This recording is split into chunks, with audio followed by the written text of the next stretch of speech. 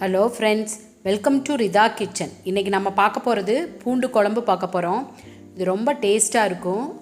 நம்ம இந்த மாதிரி பூண்டு குழம்பு வச்சு ஃபீடிங் உமன் கொடுத்தோம்னா நல்லா பால் நல்லா ஊறும். இது எப்படி செய்கிறதுன்னு பார்க்கலாம். வீடியோக்குள்ளே போகிறதுக்கு முன்னாடி மறக்காமல் ரிதா சேனலை சப்ஸ்கிரைப் பண்ணிக்கோங்க. ஓகே ஃப்ரெண்ட்ஸ், வாங்க வீடியோக்குள்ளே போகலாம்.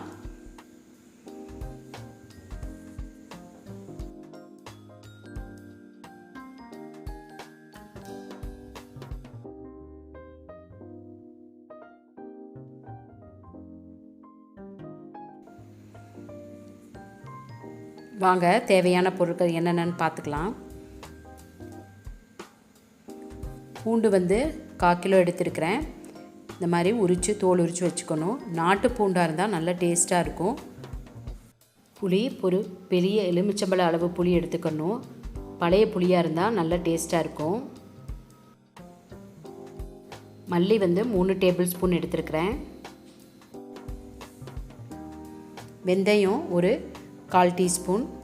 மிளகாய் 3 எடுத்துருக்கேன். உங்கள் காரத்துக்கு தகுந்த மாதிரி நீங்கள் அட்ஜஸ்ட் பண்ணிக்கோங்க. மிளகும் சேர்த்துருக்கிறதுனால நம்ம மிளகாய் கம்மியாக சேர்த்தா போதும். சீரகம் 2 டீஸ்பூன், மிளகு 1/2 டீஸ்பூன், கடுகும் 1/2 டீஸ்பூன். இது ரெண்டும் ஒரே அளவு. மிளகும் கடுகும் ஒரே அளவு எடுத்தால் போதும். இது எல்லாமே நம்ம ட்ரை ரோஸ்ட் பண்ணி பேஸ்ட்டாக அரைக்க போகிறோம். அதனால் நல்லா ட்ரை ரோஸ்ட் பண்ணணும். நான் இதை மண் பாத்திரத்தில் தான் செய்ய போகிறேன். மண் பாத்திரத்தில் செஞ்சால் நல்ல டேஸ்ட்டாக இருக்கும். இது மாதிரி நல்லா மண் பாத்திரம் காஞ்சோடனே நம்ம அதில் கடுகு போட்டு நல்லா பொரிய விடணும். கடுகு இந்த கருப்பு கலர்லேருந்து நல்லா கலர் சேஞ்ச் ஆகி ஒரு மாதிரி கிரே கலராக வரும். அது வேற கறியை விடாமல் நல்லா வறுக்கணும். இந்த கடுகு சேர்க்கறதுனால நல்ல ஃப்ளேவர் வரும். நமக்கு குழந்தை பிறந்து அந்த வயிற்றில் இருக்க கசடெல்லாம் இந்த கடுகு சாப்பிட்றதுனால வெளியே வரும். அதனால் நம்ம குழந்தை பிறந்தவங்களுக்கு இந்த மாதிரி பூண்டு குழம்பு செஞ்சு கொடுத்தோம்னா நல்லா ஆரோக்கியமாக இருக்கும். பாலும் நல்லா ஊறும். பாருங்கள், கலர் கொஞ்சம் கொஞ்சமாக சேஞ்ச் ஆக ஆரம்பிக்குது. நல்லா சூடாயிடுச்சுன்னா நல்லா வெடிக்க ஆரம்பிக்கும். அந்த ஸ்டேஜில் நம்ம எடுத்துக்கலாம்.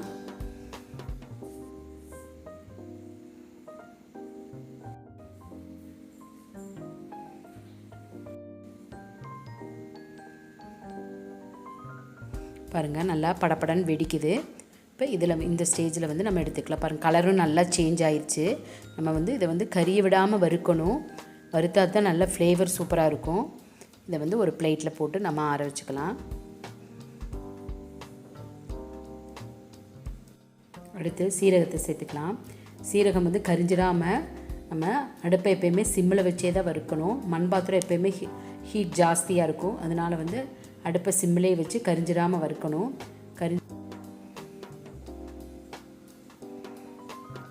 இதுவும் நல்லா படப்படன்னு வெடிக்கும். அந்த ஸ்டேஜில் நம்ம எடுத்துக்கலாம். நம்ம ஒவ்வொன்றா தான் வறுக்கணும். மிளகு தனியாக, ஜீரகம் தனியாக, கடுகு தனியாக, தனித்தனியாக தான் வறுக்கணும். ஒன்றா போட்டு வறுத்தோம்னா சில பொருள் கரிஞ்சிரும். அதனால் தனித்தனியாக தான் வறுக்கணும். பாருங்கள், இந்த மாதிரி நல்லா கலர் சேஞ்ச் ஆனோடனே இதை எடுத்து வச்சுக்கலாம். இது நம்ம வேணாலும் கொஞ்சம் ஜாஸ்தியாக போட்டு வறுத்து நம்ம பொடி செஞ்சு வச்சுக்கிட்டோம்னாலும் நம்ம டக்குன்னு பூண்டு குழம்பு செய்யணுன்னா நம்ம போட்டுக்கலாம். மிளகு சேர்த்துட்டு மிளகு கரிஞ்சிடாமல் வறுக்கணும். மிளகும் நல்லா இந்த கருப்பு கலரில் சேஞ்ச் ஆகி ஒரு மாதிரி கிரே கலராக வரும். அந்த ஸ்டேஜில் மிளகையும் எடுத்துக்கலாம். மிளகு சேர்க்குறனால நம்ம வரமிளகா கம்மியாக சேர்த்தா போதும். மிளகோட காரமே இருக்கும். நம்ம இந்த குழம்புல மிளகு தான் கொஞ்சம் ஜாஸ்தியாக சேர்த்துக்கணும்.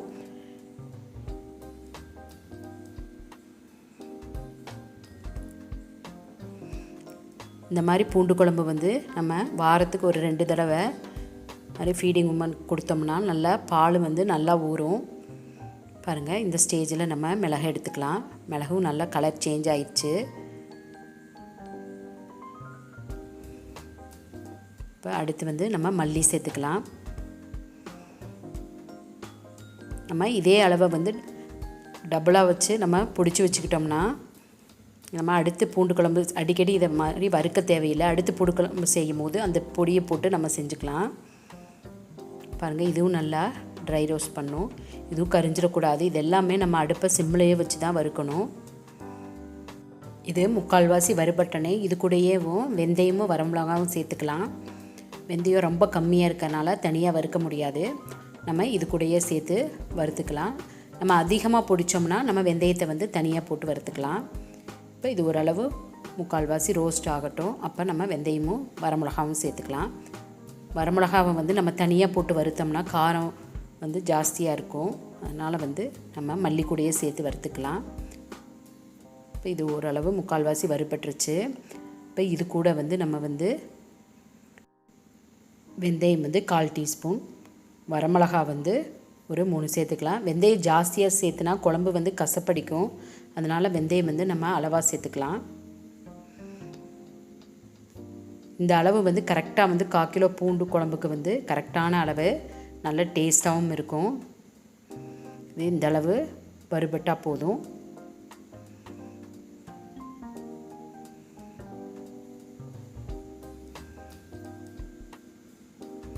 பாருங்கள், இந்த அளவு வறுபட்டால் போதும், எடுத்துக்கலாம். இதை எடுத்து ஒரு தட்டில் நல்லா ஆற வச்சுட்டு இதை வந்து நம்ம தண்ணி ஊற்றி இப்போ பேஸ்ட்டாக அரைக்க போகிறோம்.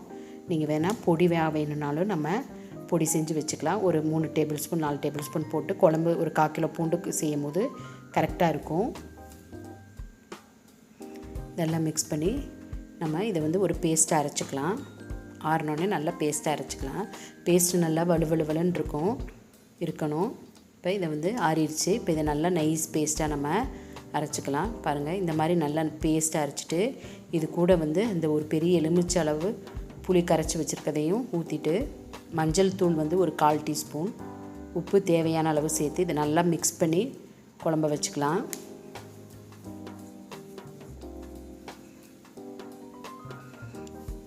தேவையான அளவு தண்ணியும் சேர்த்துட்டு இது நல்லா நம்ம கொஞ்சம் தண்ணியாகவே கரைச்சி வச்சுக்கலாம். நம்ம குழம்புல ஊற்றும் போது தண்ணியாக இருந்தால் தான் நல்லா கொதித்து அது நல்லா கெட்டியாகும். இப்போ இது கன்சிஸ்டன்சி வந்து கொஞ்சம் தண்ணியாகவே இருக்கட்டும். நல்லா மிக்ஸ் பண்ணி இதை வச்சுக்கலாம். இப்போ அதே பாத்திரத்தில் வந்து நம்ம பூண்டை வந்து எண்ணெய் எதுவுமே ஊற்றாமல் நம்ம பூண்டை வந்து ஒரு 5 மினிட்ஸ் வந்து அதில் வந்து ரோஸ்ட் பண்ணிக்கலாம். பூண்டில் உள்ள தண்ணியெல்லாம் அதில் வற்றணும். நல்லா கொஞ்சம் ஃப்ளேவரும் அப்போ தான் நல்லாயிருக்கும். நம்ம இந்த மாதிரி ட்ரை ரோஸ்ட் பண்ணால் ஃப்ளேவரும் சூப்பராக இருக்கும்.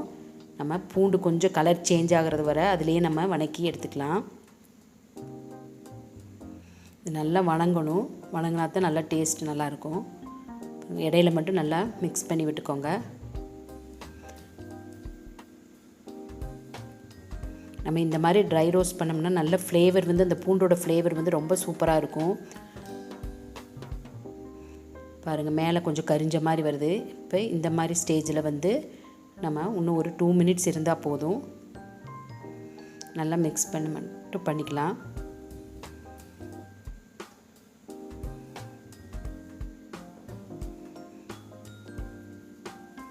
இப்போ இது 2 மினிட்ஸ் அப்படியே இருக்கட்டும். பாருங்கள், இந்த மாதிரி கலர் கொஞ்சம் நல்லா சேஞ்ச் ஆயிடுச்சு. இப்போ இந்த ஸ்டேஜில் வந்து பூண்டெல்லாம் எடுத்து வச்சுக்கலாம்.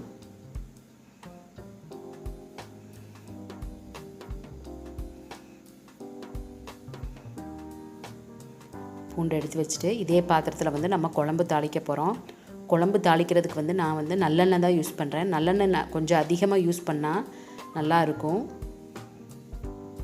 இந்த பூண்டு குழம்புக்கு நல்லெண்ணெய் தான் நல்லாயிருக்கும். நல்லெண்ணெய் வந்து ஒரு 3 டேபிள் ஸ்பூன் நல்லெண்ணெய் விட்டு நல்லெண்ணெய் நல்லா காஞ்சோன்னே ஒரு 1/4 டீஸ்பூன் கடுகும் கொஞ்சமாக வெந்தயம் போட்டு நம்ம தாளிச்சுக்கணும்.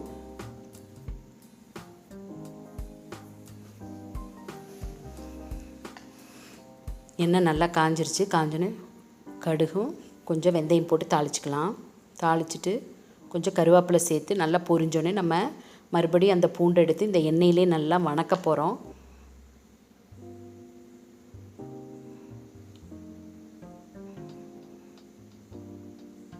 நல்லா பொரியட்டும்.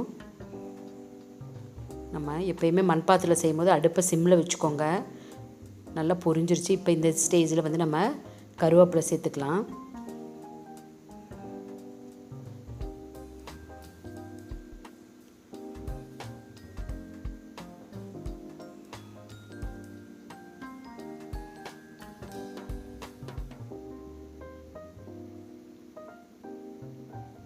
நல்லா பொரிஞ்சிருச்சு.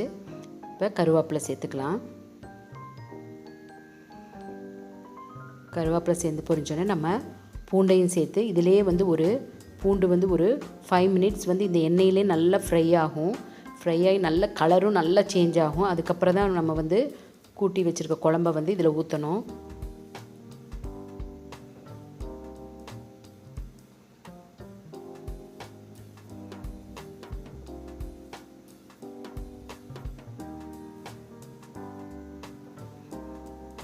நல்லா ஃப்ரை ஆகட்டும்.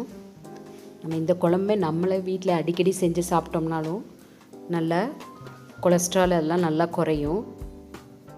நம்ம வாரத்தில் ஒரு நாள் இந்த மாதிரி குழம்பு வச்சு சாப்பிட்லாம். நல்லா ஹெல்த்தியாகவும் இருக்கும். நல்லா பூண்டு வந்து கொஞ்சம் ஃப்ரை ஆகட்டும்.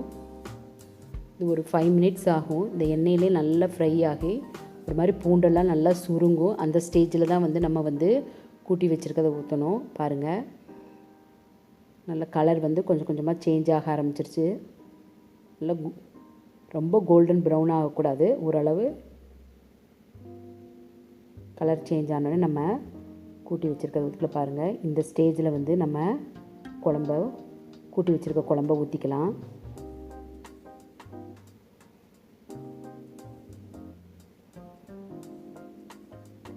நல்லா இந்த குழம்போட கலர் வந்து நல்லா டார்க் ப்ரௌனாக வரும். பார்க்கவே ரொம்ப சூப்பராக இருக்கும். நல்லா மிக்ஸ் பண்ணிவிட்டு இது நல்லா திக்காகணும். இது ஃபுல்லாக இருக்கிறது நமக்கு வந்து ஒரு அரைவாசி வரணும். அந்தளவுக்கு இது நல்லா வற்றணும். வற்றினா தான் நல்ல டேஸ்ட்டாக இருக்கும். இது அப்படியே நல்லா கொதித்து வந்த பிறகு நம்ம அடுப்பை சிம்மில் வச்சு மூடி போட்டுக்கலாம். பாருங்கள், இந்த மாதிரி நல்லா கொதித்து வருது. இப்போ நம்ம மூடி போட்டு மூடிக்கலாம். மூடி போட்டுட்டு அடுப்பை வந்து நம்ம சிம்மில் வச்சுக்கலாம். நம்ம அடுப்பை ஹையில் வச்சு மூடி போட்டோம்னா பொங்கிடும். அதனால் இப்போ அடுப்பை வந்து நம்ம சிம்மில் வச்சுக்கலாம். இது ஒரு 10 மினிட்ஸ் அப்படியே கொதிக்கட்டும். பாருங்கள், 10 மினிட்ஸ் ஆயிடுச்சு. ஓப்பன் பண்ணி பார்க்கலாம். பாருங்கள், கலரும் நல்லா சேஞ்ச் ஆகிடுச்சு. கொஞ்சம் வத்திருச்சு. நல்லா ஒரு மிக்ஸ் பண்ணிவிட்டு மறுபடியும் இது ஒரு 10 மினிட்ஸ் அப்படியே அடுப்பில் இருக்கட்டும். அப்படியே ஒரு 10 மினிட்ஸ் ஆகட்டும். பாருங்கள், 10 மினிட்ஸ் ஆயிடுச்சு. ஓப்பன் பண்ணி பார்க்கலாம். பாருங்கள், குழம்பு நல்லா வத்திருச்சு. இப்போ இந்த ஸ்டேஜில் வந்து ஒரே ஒரு முட்டை வந்து அதில் நம்ம ஊற்றலாம். முட்டை ஊற்றினா நல்ல டேஸ்ட்டாக இருக்கும். ஒரு முட்டை தான் ஊற்றணும். ரொம்ப முட்டை ஊற்றினோம்னா ஒரு மாதிரி கவுச்சி ஸ்மெல்லு வந்துடும். அதனால் ஒரே ஒரு முட்டை ஊற்றினோம்னா ரொம்ப டேஸ்ட்டாக இருக்கும் இந்த குழம்புக்கு. இப்போ இந்த முட்டை மேலே அப்படியே அந்த லைட்டாக அந்த குழம்ப மேலே ஊற்றிட்டு அப்படியே மூடி ஒரு 3 to 5 மினிட்ஸ் அப்படியே விட்டுடலாம். விட்டால் முட்டை நல்லா வெந்துடும். அப்படியே ஒரு 3 to 5 மினிட்ஸ் அப்படியே இருக்கட்டும். இப்போ 3 மினிட்ஸ் ஆயிடுச்சு. ஓப்பன் பண்ணி பார்க்கலாம். பாருங்கள், சூப்பரான பூண்டு குழம்பு ரெடி ஆயிடுச்சு. இது சாதத்து கூட வச்சு சாப்பிடும் போது சூப்பராக இருக்கும். பாருங்கள், முட்டையும் நல்லா வெந்துருச்சு. பாருங்கள், பூண்டும் நல்லா வெந்திருக்கும்.